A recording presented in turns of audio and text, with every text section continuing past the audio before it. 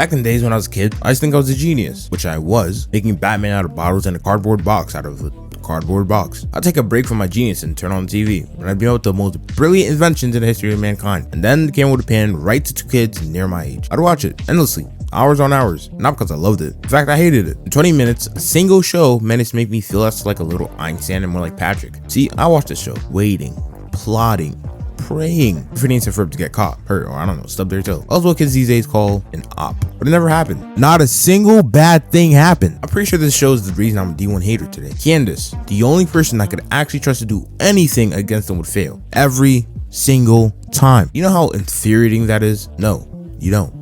Because while you were drinking juice boxes, I was out in the field preparing for war. Now that I'm older and became even more of a hater, I'd say around EuroLeague level, I've been able to hate on levels unimaginable. To watch shows and be able to completely break it down and find the most random things to hate on.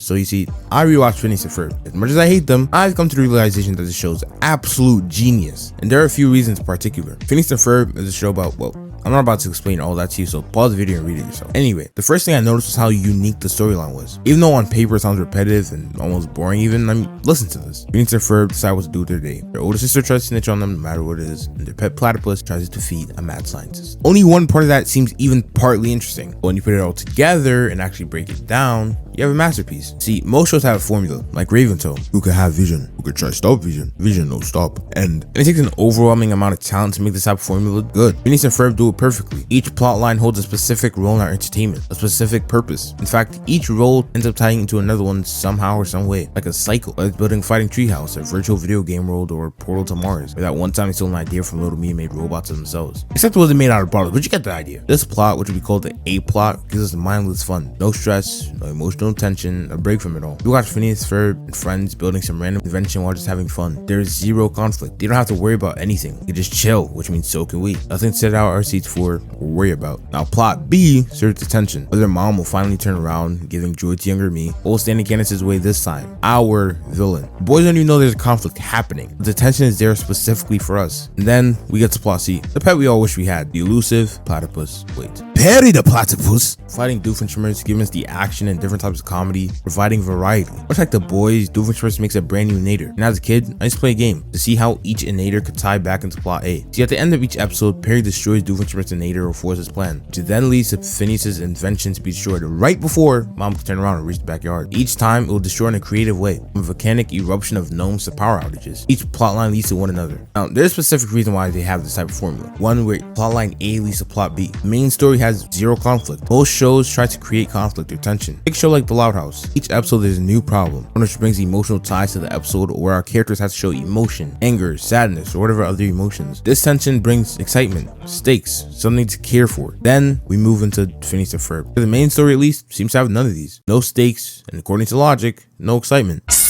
Phineas and Ferb managed to make their own excitement, build it using pure imagination, break through all the walls, and serve us never-ending enjoyment. They don't keep us on the edge of our seats, they tell us, sit back, relax, don't worry, be happy. They tell us to take a break from the overwhelming sea of shows that get our hearts pumping, good or not, and it feels great. Aside from the plot line and the no conflicts part, Phineas and Ferb is incredibly unique. For 110 plus episodes, they've succeeded with a formula that everyone else considered damn near impossible. A formula that, according to themselves, wished them to write smarter. In an era where every show has a few characters that are literally just idiots or jerks, they set aside the tropes and made real comedy. Jokes like this. It all began on the day of my actual birth. Both of my parents failed to show up. They didn't want to think of the kids watching as just kids. They wanted to give them something special and even something for the adults in the room. They observed every successful show during their time, did the opposite. And surprisingly enough, it worked. Instead of jokes like,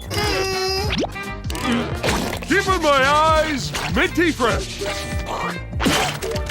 they replaced it with, I hope they do not have a male dancer popping out of it. They asked, but they couldn't afford me. everyone loved it. Where people thought kids were too dumb, and because they were, the jokes had to be too, Harvey and Swampy thought differently. They recognized that kids aren't just idiots. They can understand things we can and laugh them the same way. They understood that kids are smarter than television tends to give them credit for. I mean, just look at Baby Me. If this doesn't scream genius, then I'm not sure what does. They managed to make a smarter show, one where kids, adults, and everyone in the living room could watch. If you didn't get the smart jokes, well, here's a dumb one just for you. And they mixed it perfectly. Although SpongeBob was great, there were many times where I got tired of the whole stupid trope. I mean, Patrick was and is pretty damn annoying. Bow, chicka, bow, wow. That's what my baby says. Mow, mow, mow. And my heart starts pumping.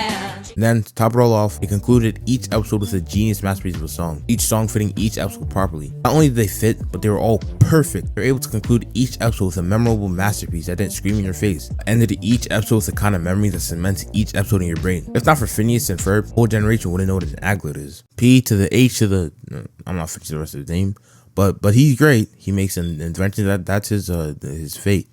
With his power Ferb, he was down beyond the curb.